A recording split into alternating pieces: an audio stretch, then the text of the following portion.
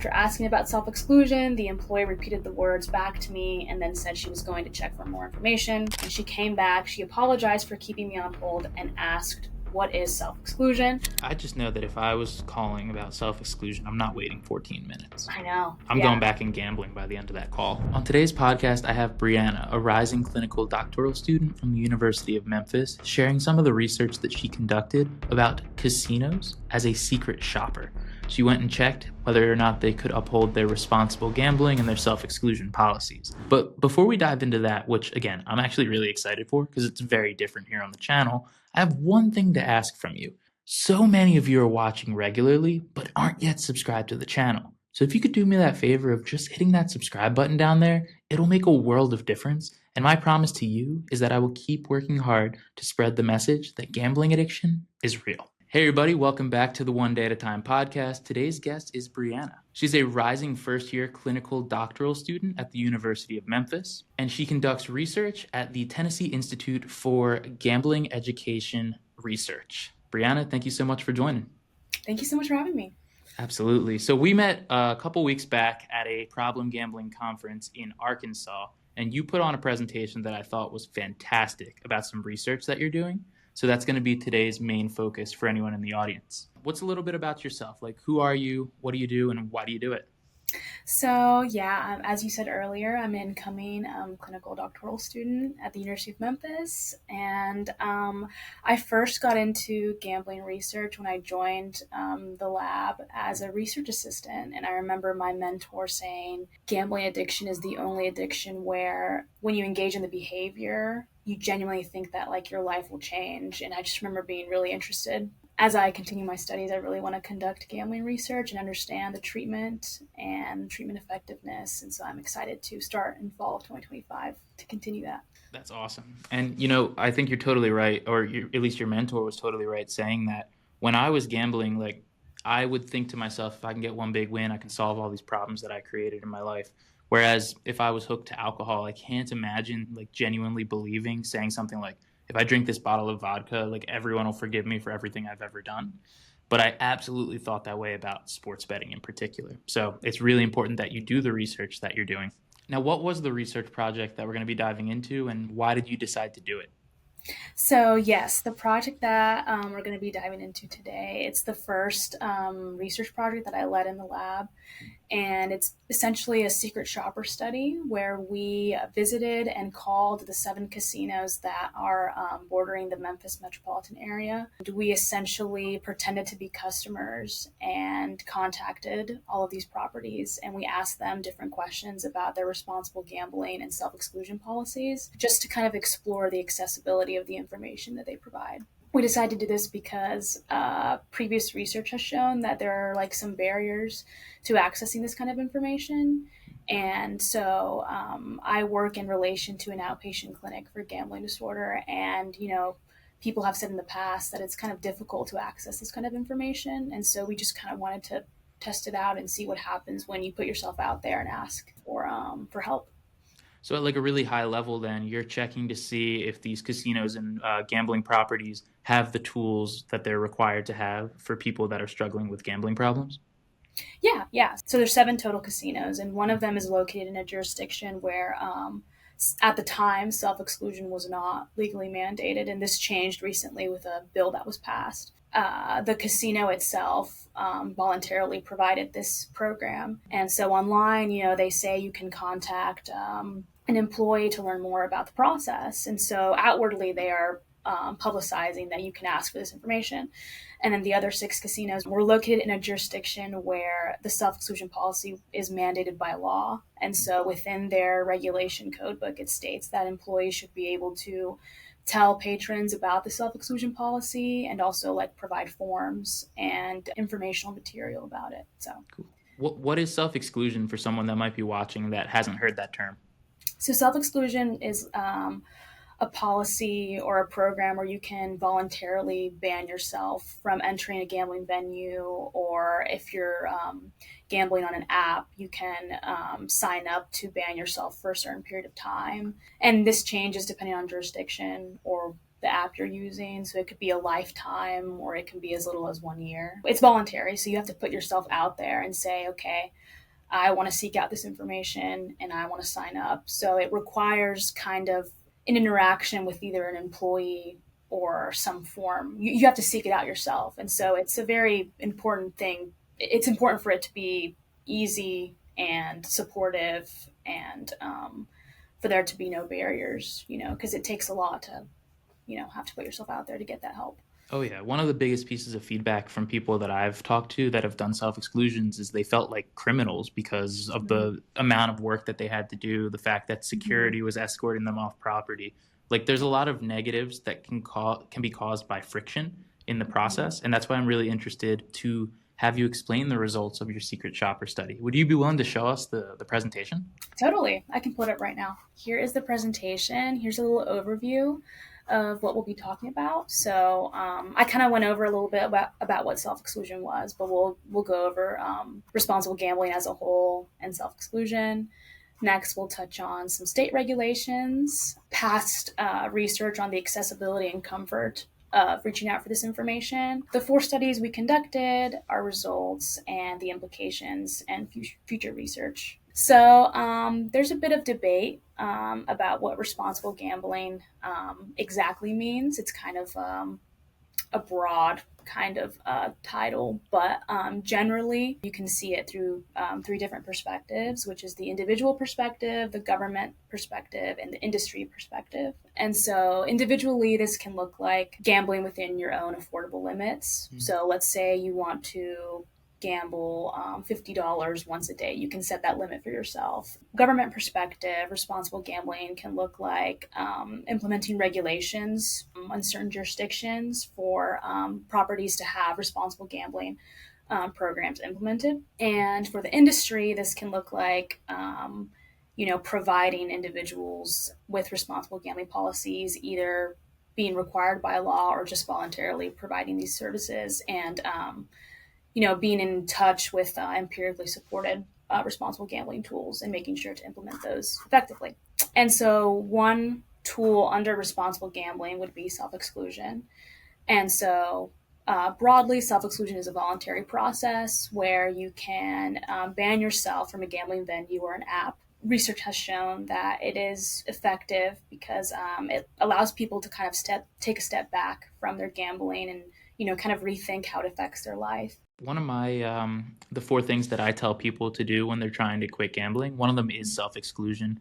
And I think Mm-hmm. that a big misconception about it is like, oh, I'll ban myself and I'll never be able to gamble again. Well, I mean, while that might be the intention, it's really there to create friction. And we're going to be talking about a situation where we don't want friction in just a few minutes, but Mm-hmm. it's to make it more difficult for you to go back on your word to yourself, is essentially how I see a self-exclusion. Mm-hmm.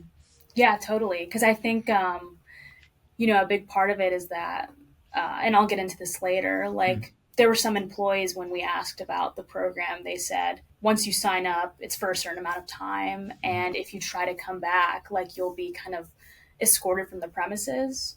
It's a fine line of like, employees want to tell people, like if you come back, like you'll be escorted from the premises, which is, helpful, but can also be used as you just said, to kind of like Oh, scare people. And so yeah. like I guess if like employees are trying to kind of describe like what's going to happen if you do come back, it needs to be in a very sensitive manner. I feel like it's about that first time because like if you go and Mm-hmm. you sign a self-exclusion and they walk you out like you're a criminal, I feel like that's a big problem. But the Mm-hmm. deterrent of knowing that that could be a possibility in the future could be a good thing. Now I'll get into some state regulations. Some states will kind of implement mandated responsible gambling programs, and this can include training employees on problem gambling and resources for problem gambling, and giving out pamphlets on the casino floor that kind of outline information and resources in a physical format. Alongside responsible gambling programs, they'll also implement self exclusion policies. And this also can look like employee training, so making sure employees are able to tell you about the process, give you a form, and kind of educate people on what the process is and how to do it. And so, some examples of what these regulations look like are, for example, in Mississippi, they have a statewide self exclusion policy. And so within their regulation code book, it states that the employees should know what the process is, be able to give people forms, and also that responsible gambling pamphlets should be available like on the premises. And so in Arkansas, at the time of this study, the only RG regulation that was implemented at a state level was that were on premise display requirements. Mm. So basically, they had to have like a conspicuous RG message pop up when people were like creating accounts. But as of April 15th of this year, Bill HB 1847 was passed, which allows the Arkansas Racing Commission to implement a statewide self-exclusion program, which is really exciting. And so a big part, I think, of responsible gambling and self-exclusion is the accessibility of this information and the comfort levels that people have when they ask for this.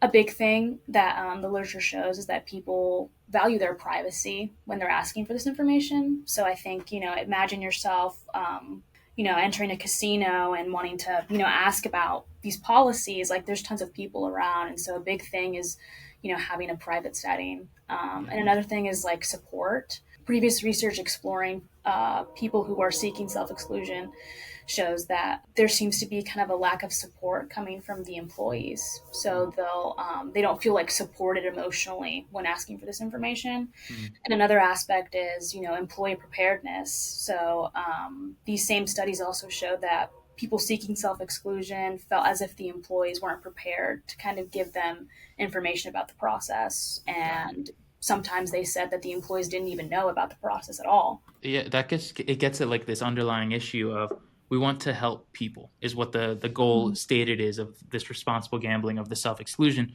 But do we want to help them enough to make sure that our employees are properly trained to be able to provide that?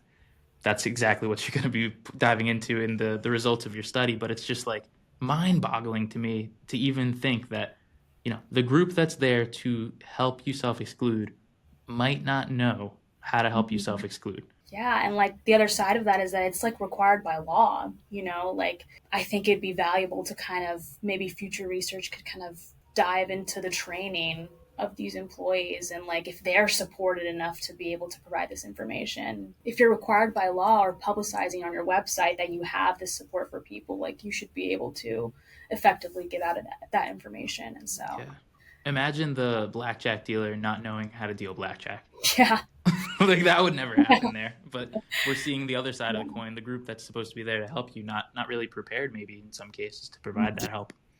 Yeah, yeah, and it's a very like I think it's a very vulnerable thing to, you know, go up to an employee and say like, "Hey, I'm interested in the self exclusion policy. Like, can you tell me anything about that?" Like, that is very you're asking for help, and it's a very vulnerable position to be in. And if people aren't able to kind of provide that support, even just by educating you on the process, like it I feel like that's a very large barrier that people Yeah. shouldn't be experiencing if they're just wanting help.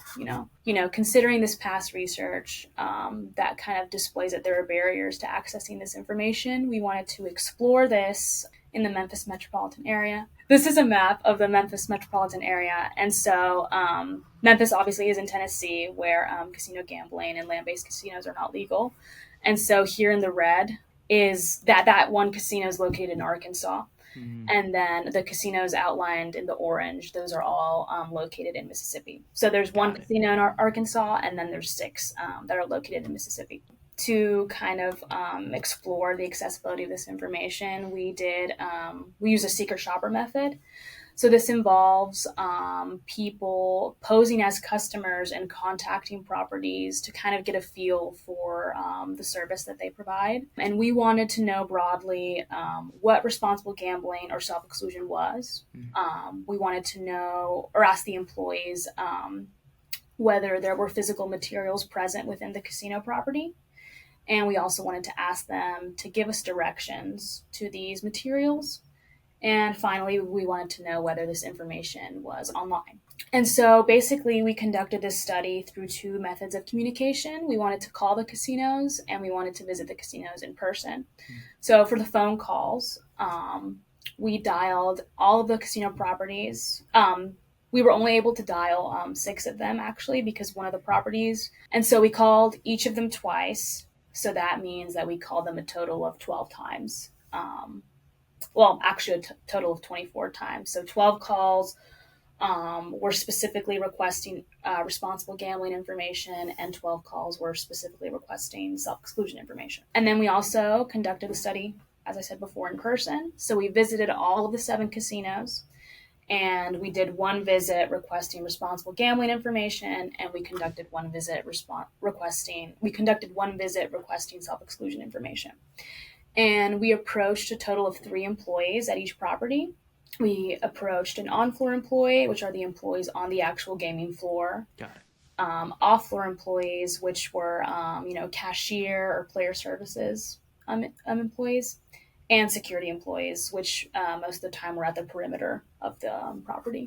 This was like the time that it took to kind of request this information. So specifically for responsible gambling, the average call length was 5 minutes, with the longest call being 10 minutes.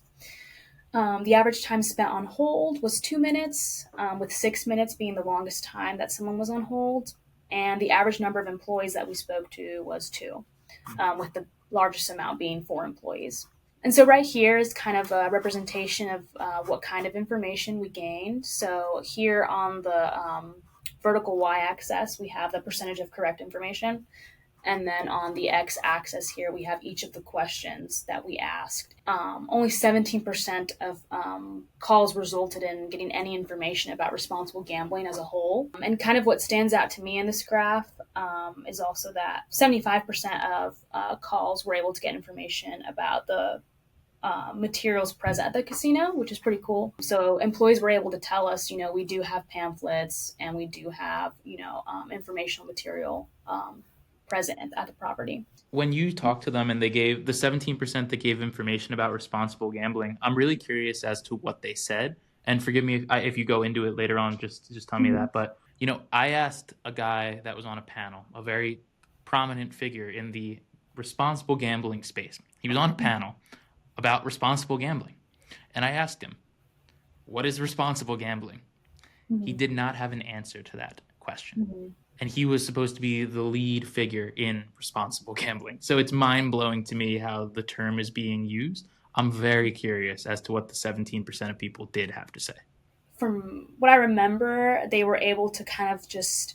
There was actually one situation where the employee said, well, responsible gambling is when, someone, doesn't spend too much money that they have.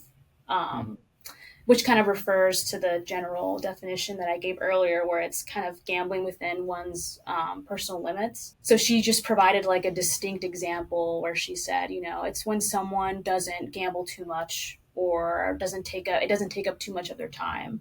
And so here we have kind of the comparisons of the phone calls. So once again, we called each property 2 times to kind of get a feel for if they were providing this information in the same manner or the same kind of information both times. And so once again, here on the vertical y-axis, we have the percentage of properties that were able to provide the same information twice.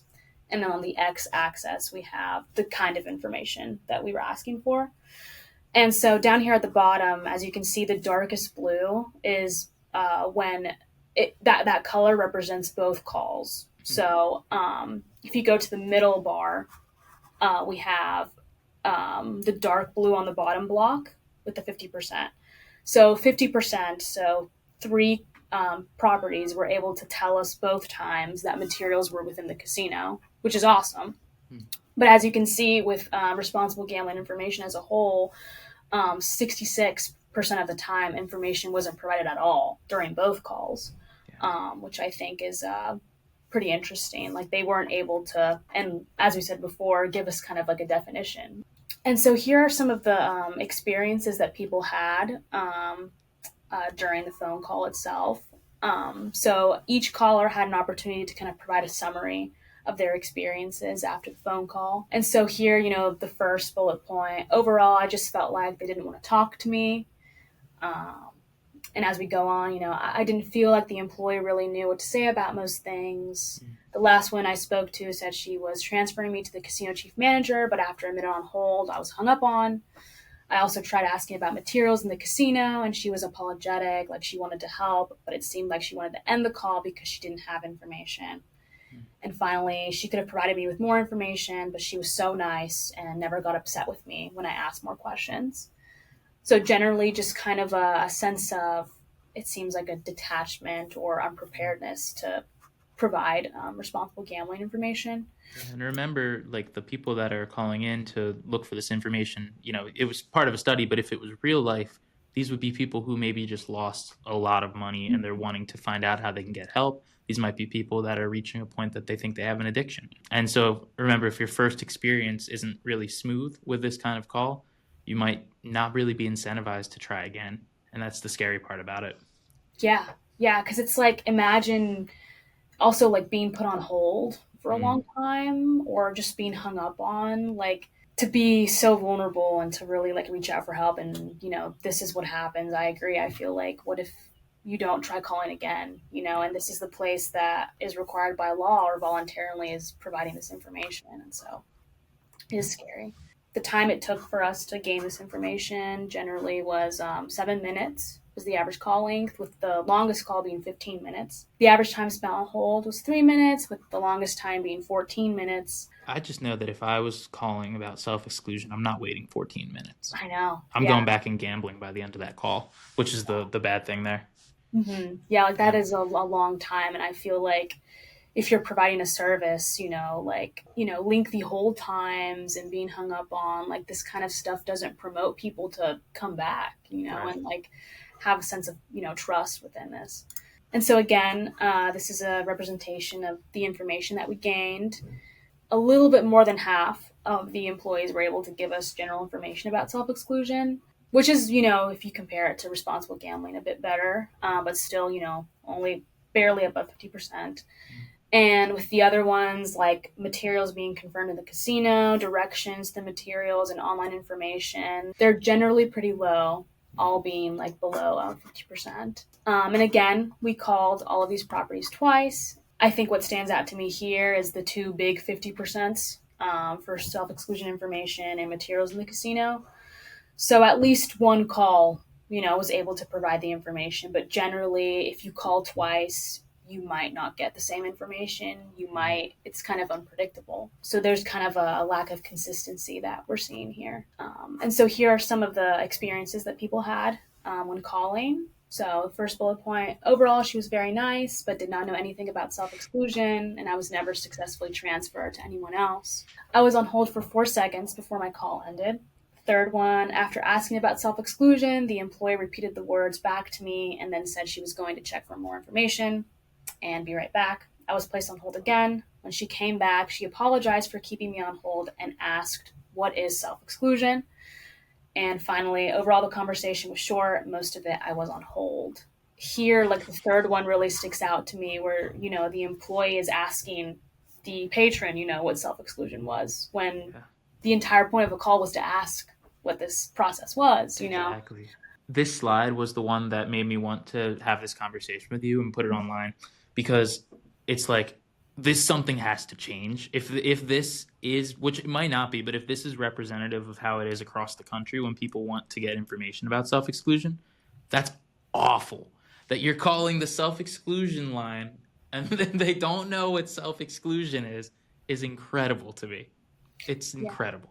And I think that is a good point. Like, this is, only we only talked to 3 employees. We only talked to a small number of casinos within, the South. I think future research could really explore this on a national level and, call properties across the nation or regionally and see, what it's like across the entire nation. Even at the smallest level, like, this service needs to be provided. Yeah, I mean, there's nothing to say that it is representative of the whole country, but from what I've seen, as far as what people care about with gambling addiction, which is not really caring much about people with gambling problems at all, I would go out and guess that you're going to see similar results outside of areas that maybe are like really, really specifically good at it. Maybe like a Vegas, maybe a New Jersey, but I really can't imagine it's that much better anywhere else. And so, just some general takeaways from these phone calls. There was a kind of lack of information and support, inconsistent information. If we called the properties twice, you don't know if you're going to get the same answer or a different answer, or no information at all. Yeah. And there were some varying experiences. I remember from the RG calls, someone outlined that the employee was like really nice, and couldn't provide information, but at least she was nice, which I think is a plus. So here is the information that we gained. So again, in the y-axis we have the percentage of correct information, and on the x-axis, which is the horizontal one, it's the kind of information that we were able to get. And so each color represents a different employee. What stands out to me here is for the confirmation of materials within the casino, off-floor employees, which are cashiers and player services employees, they were able to confirm this every single time, which is awesome. They were able to tell us, we have these materials, but in terms of like the type of information or the format of information, if you look at the online section at the very end, generally the employees weren't able to kind of give us any pointers about online information, which I think is interesting considering, the era that we're in where everything's online, and then, we have Yeah. all this technology. And so I'm kind of surprised that they weren't able to point us to more salient information online. Mm. And, with asking about responsible gambling as a whole and the definition, on-floor employees were generally able to give us this a good amount of time, which I think was great. I never had any of these personally because I did my self-exclusions online. I found it Mm-hmm. on like a state-based website for New Jersey and Mm-hmm. Pennsylvania, but I've heard that story just so many times. Like you go and you say, "Hey, I have a gambling problem. I want to quit," and they're like, "Oh, well, what's the problem?" And then you start to talk about it. They're like, "Oh, I've seen someone worse than that. Oh, it's not that bad. Like you should just try to spend less." Like these are the kind of the broad things that people say when they don't understand a gambling addiction. It's just bad when they're the ones that are supposed to be the ones helping the gambling addict. Yeah, and I think it's interesting that um, you know there was like at least one property that on their website they said that you could reach out to the security employee like specifically Mm. to get this information. And so it's unpredictable, and like again, if you're in a very vulnerable position and this happens, like I can't see how this gives you confidence to kind of seek out this information. And in contrast, there were a lot of employees that were very nice and provided thorough explanation. So that does stand out. Like there were people where, they were able to give you the explanation. They were very courteous, very nice, and that stood out. So there's also that. Not all the employees were unprepared. And finally, in another instance, on and off floor employees told research assistants to talk to the security employee. Then the security employee directed them to the off floor employee. So it was kind of this circular situation where you're told by one employee to go to another one, and then they tell you to go back. So kind of like this sense of unpreparedness, or like they're not sure, who knows and who doesn't potentially. Yeah, I would Um, give up after that too.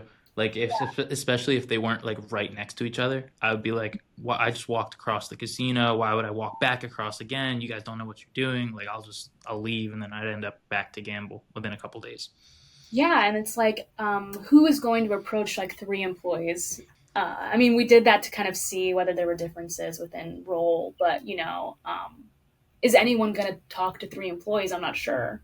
When we compare responsible gambling and self-exclusion, it seems that you're likely to get explanations of responsible gambling, but less likely to get explanations of self-exclusion. And I think that really stands out to me because the self-exclusion, as we've had conversations in the past about responsible gambling and how kind of nebulous this idea is, employees were able to give us more information about that, but less about self-exclusion, which is kind of like an outlined process, which I feel like is very interesting. For self-exclusion, you sign a form, and it's very like outlined, but it seemed like we got less of information about that process. And there seemed to be a general awareness of written materials. Like employees knew, okay, we have these pamphlets, they exist. We have forms, they exist, which was a plus. Like they were aware of the resources that their casino provided. But generally, when we zoom out and look at this entire experience across all the studies, so phone calls and in person, RG and self exclusion,